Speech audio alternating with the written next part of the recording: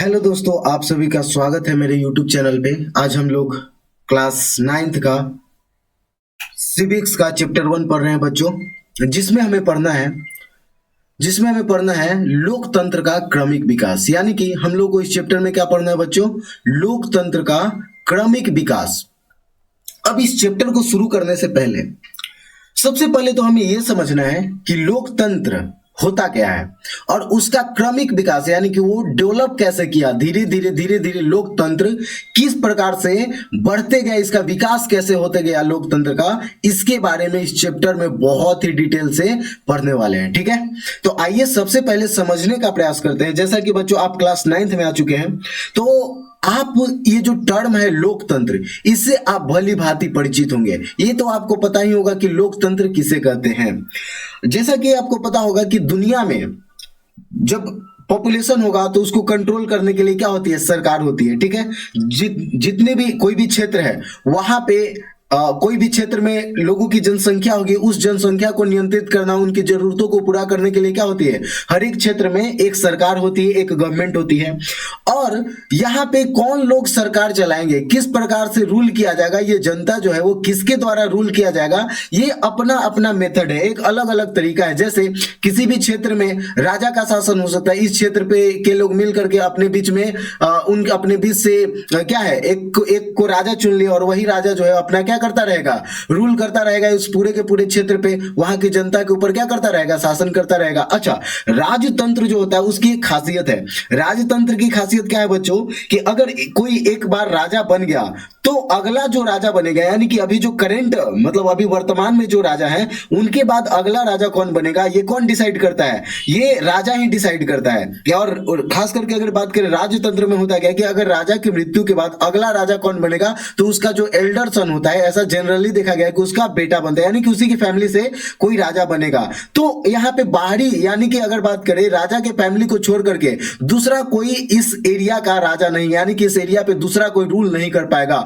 अगर इस क्षेत्र में क्या है? राजतंत्र है तो। ठीक है, राजा बनेगा, उसके बाद उसका बेटा बनेगा, उसके बाद उसका बेटा बनेगा, उसके बाद उसका बेटा बनेगा, और इस तरीके से ये जो क्रम है वो चलता रहता है। और जब आप हिस्ट्री पढ़ेंगे तो आप लोग देखे भी होंगे कि मौर्य वंश हो गया या फिर हर्यक वंश हो गया, गुप्त वंश हो गया, इस सब में जितने भी राजा थे उनके ही फैमिली से आते थे। या तो मुगल साम्राज्य देख लो, मुगल बाबर के फैमिली के ही लोगों ने शासन किया। ठीक है, तो ये तरीका था किस चीज में? राजतंत्र में। तो अगर यहाँ की आम जनता अगर चाहे कि हम अपना रूल चला सके, अपने लिए अपना नियम बना सके, तो क्या ये पॉसिबल है राजतंत्र में?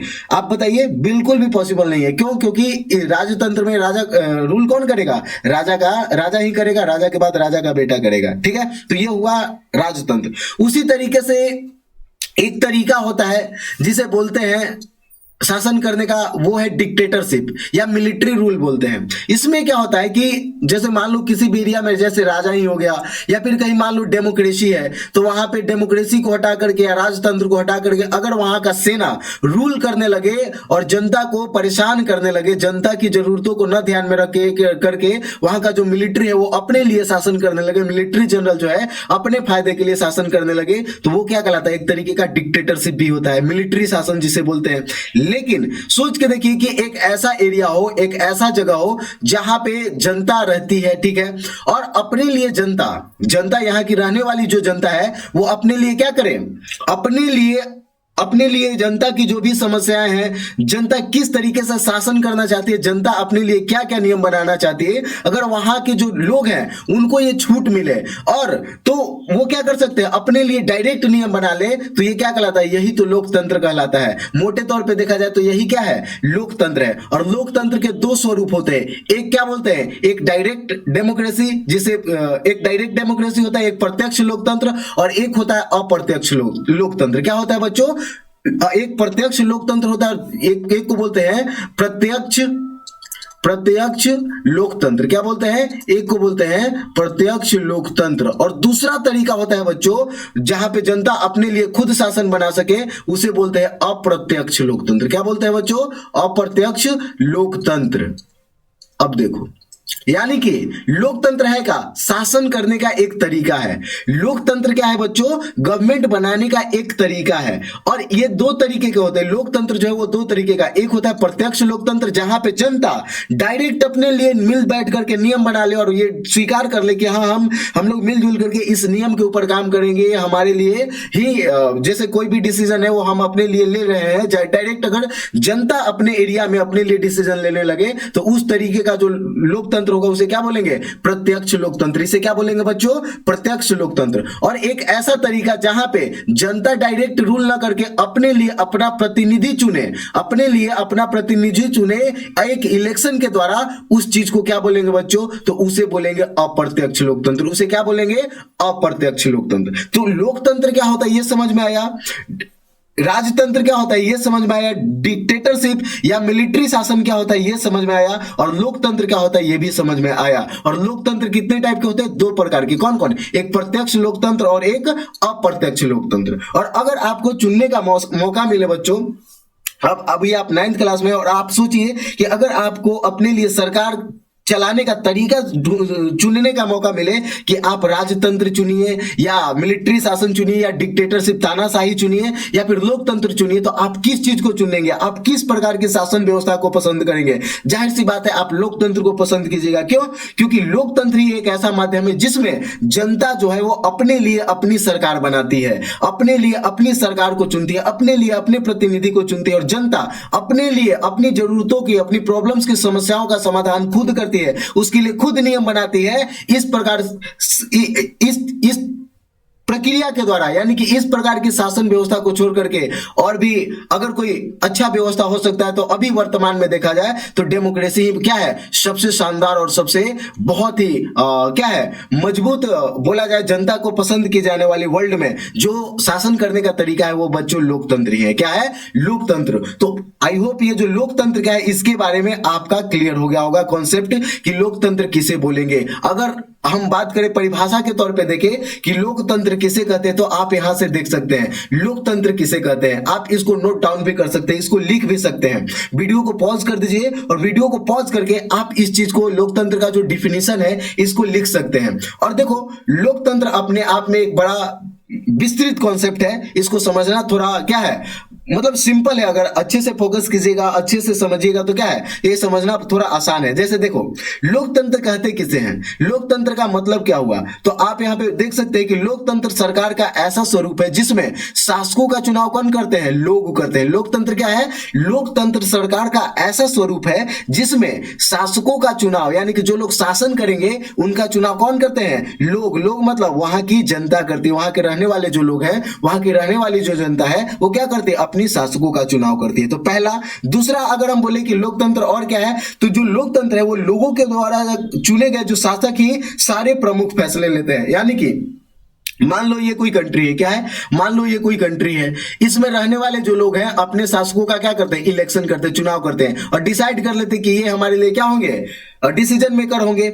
उसके बाद अगर ये चुनाव तो कर दिए, लेकिन ये जो चुने हुए व्यक्ति हैं यहाँ पे, यहाँ के लोगों के लिए अगर फैसले लेने के लिए वो सक्षम नहीं है, यानी कि उनके पास पावर नहीं है कि उनके जो लोग उनको चुन करके भेजे उनके लिए डिसीजन ले सके, तो क्या ये लोकतंत्र कहलाएगा? नहीं। तो यहाँ पे दूसरा जो हमारा डिफिनेशन है, दूसरा जो पॉइंट है वो इंपॉर्टेंट हो जाता है। क्या इंपॉर्टेंट हो जाता है? कि लोगों द्वारा जो चुने गए शासक ही क्या करें? सारे प्रमुख फैसले ले। यानी कि ऐसा ना हो कि हम चुन करके भेज दिए, ये इलेक्शन के द्वारा अपने प्रतिनिधि को चुन करके भेज दिए और उनके बदले वो सिर्फ क्या है? पपेट है, वो सिर्फ एक तरीके का कठपुतली है और दूसरा कोई डिसीजन लिया जा रहा है। तो क्या उस चीज को डेमोक्रेसी बोलेंगे? बिल्कुल भी नहीं। तो ये जरूरी हो जाता है क्या कि हम जिस व्यक्ति को चुन करके भेजे वो शासक, जो शासक बना वही सारे प्रमुख फैसले ले। तो ये दूसरा पॉइंट हुआ। तीसरा पॉइंट डेमोक्रेसी के लिए क्या बोलेंगे, लोकतंत्र के लिए क्या बोलेंगे? तीसरा पॉइंट है कि चुनाव लोगों के लिए निष्पक्ष अवसर और इतने विकल्प उपलब्ध कराता है कि वे चाहे तो मौजूदा शासकों को क्या कर सकते हैं? बदल सकते हैं। इसका मतलब क्या हुआ बच्चों कि जैसे मान लो पहले 5 साल पहले मान लो किसी लोकतंत्र में ये डिसीजन लिया गया है कि वहां की जो सरकार होगी वो 5 साल के लिए कार्य करेगी, ठीक है। और अगर जिस सरकार को लोगों ने चुना, अगर वो सरकार जनता के हितों के लिए, जनता की मुद्दों के लिए काम नहीं किया, वो अपने फायदे के लिए, अपने लोगों के फायदे के लिए या फिर किसी खास व्यक्ति के लिए फायदे के लिए अगर वो सरकार चलाए और सरकार चलाने के बाद जनता की जरूरतों को ध्यान में न रख करके काम करे, तो फिर जनता के पास ये पावर होना चाहिए कि क्या कर दे, उस सरकार को, उस चुने हुए प्रतिनिधि को क्या कर दे, रिमूव कर दे, हटा दे, जो भी अभी पावर में है, और दूसरे व्यक्ति को क्या बनाए, शासक बनाए। तो क्या करा है यहाँ पे कि तीसरा जो हमारा डिफिनेशन है कि चुनाव जो है वो लोगों के लिए निष्पक्ष अवसर और इतने विकल्प उपलब्ध कराता है कि वे चाहे तो मौजूदा शासकों को क्या कर सकते हैं, बदल सकते हैं। तो ये हुआ डेमोक्रेसी। तीसरा अगर हम पॉइंट पढ़ना चाहे बच्चों कि तीसरा पॉइंट, चौथा पॉइंट क्या कहता है, तो चौथा पॉइंट कहता है कि यह विकल्प और अवसर सभी लोगों को समान रूप से उपलब्ध कराता है। इसका मतलब क्या हुआ कि जहां कहीं भी डेमोक्रेसी होगा वहां के जो लोग हैं उनको वोट देने का, सबको अगर मान लो सेम क्राइटेरिया रहेगा, जैसे हमारे देश में वोट देने के लिए कितना एज चाहिए, तो 18 ईयर्स चाहिए। कितना चाहिए बच्चों, 18 ईयर्स, यानी कि जब आप 18 साल के हो जाएंगे तब आपको भी क्या मिलेगा, वोट देने का और अपने शासकों को चुनने का अधिकार मिलेगा। तो हमारे यहाँ कोई डिस्क्रिमिनेशन नहीं किया जाता है, कोई भेदभाव नहीं किया जाता है, चाहे आप किसी भी धर्म से हो, चाहे आप किसी भी जाति से हो, चाहे आपका स्किन कलर कुछ भी हो, ये मैटर नहीं करता है। बस आपका एज कितना होना चाहिए, 18 साल होना चाहिए, और आपको भी क्या मिल जाएगा, वोट देने का और अपने शासकों को चुनने का अधिकार मिल जाएगा, ठीक है। तो ये क्या है, इसका मतलब क्या हुआ कि सबको क्या है, समान रूप से क्या मिल रहा है, अवसर मिल रहा है, किस चीज का, अपने शासकों को चुनने का। पांचवा जो हमारा पॉइंट है वो क्या है, लोकतंत्र का मतलब क्या होता है कि इस चुनाव से बनी सरकार संविधान द्वारा तय बुनियादी कानूनों और सब नागरिक अधिकारों के दायरे को मानते हुए क्या करती है, काम करती है। यानी कि जब हम इलेक्शन करके अपने शासकों का चुनाव कर दिए, तो वो जो चुने हुए शासक है वो एक कुछ बुनियादी बातों, सिद्धांतों को लिखे हुए एक पुस्तक है जिसे संविधान बोलते हैं, तो उस संविधान के दायरे में रह करके जनता के लिए वो क्या करे, कार्य करने का प्रयास करे। इसी को क्या बोलते हैं बच्चों, लोकतंत्र बोलते हैं। इसी को क्या बोलते हैं, लोकतंत्र बोलते हैं। क्या बोलते हैं, लोकतंत्र। तो आई होप ये जो लोकतंत्र क्या है ये पूरी तरीके से क्लियर हो गया होगा, ठीक है। अब देखो इस बुक की शुरुआत करते हैं। ये तो था कि लोकतंत्र के क्या होता है, लोकतंत्र क्या होता है, लोकतंत्र क्या है, लोकतंत्र कैसे कार्य करती है, उसके बारे में था। अब ये जो इतना शानदार तरीका है, इतना शानदार पद्धति है लोगों को मतलब सरकार चलाने का, तो इसका विकास कैसे हुआ, ये शुरू कैसे हुआ और कहां कहां इसको समस्याओं का सामना करना पड़ा, इसके बारे में इस चैप्टर में जानेंगे। तो ये जो चैप्टर है बच्चों लोकतंत्र के बारे में, वो बहुत ही महत्वपूर्ण है। आप इस चीज को आसानी से समझ सकते हैं, ठीक है। तो इस चैप्टर को कंप्लीट देखने के लिए बच्चों इस वीडियो को भी कंप्लीट देखिएगा।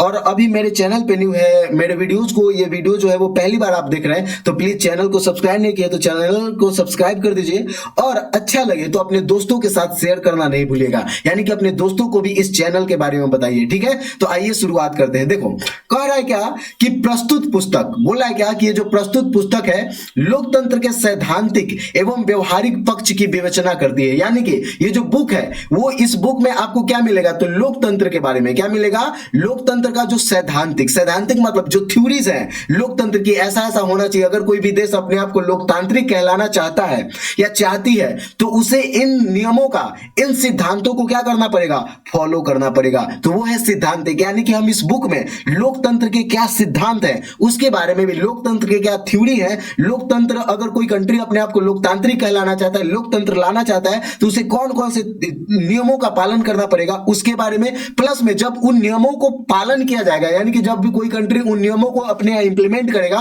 तो फिर जनता का रिएक्शन क्या होता है, सरकार कैसे किस प्रकार से कार्य करती है, उसके बारे में भी हम लोग इस बुक में पढ़ने वाले। तो बोला क्या कि ये जो प्रस्तुत पुस्तक है वो लोकतंत्र के सैद्धांतिक और व्यवहारिक पक्ष की क्या करता है, विवेचना करता है। क्या करता है, लोकतंत्र के व्यवहारिक पक्ष और सैद्धांतिक पक्ष की विवेचना करता है। विवेचना करना मतलब उल्लेख करता है, उसको एक्सप्लेन करने का प्रयास करता है ये पुस्तक। उसके बाद बोला है क्या कि इस पुस्तक में, बोला है क्या कि इस पुस्तक के प्रथम अध्याय में हम देखेंगे, यानी कि जो हमारा पहला चैप्टर है, इस चैप्टर में हम क्या देखेंगे कि पिछले 100 वर्ष में किस प्रकार लोकतंत्र का विकास और विस्तार विश्व के ज्यादा से ज्यादा देशों में होता गया है। यानी कि हम लोग इस चैप्टर में, पहले चैप्टर में ही क्या देखेंगे कि पिछले 100 वर्षों में लोकतंत्र की जब से शुरुआत हुई है और लोकतंत्र जब से पॉपुलर हुआ है, उसके 100 वर्षों में ये जो लोकतंत्र है यानी कि शासन करने का जो तरीका है, लोकतंत्र की लोकतांत्रिक जो प्रक्रिया है, वो विश्व के कैसे धीरे धीरे जितने भी इंडिपेंडेंट कंट्रीज होते गए वो अपने यहाँ शासन करने का जो तरीका चुना, लोगों ने जो चुना, जो इतना पॉपुलर हुआ,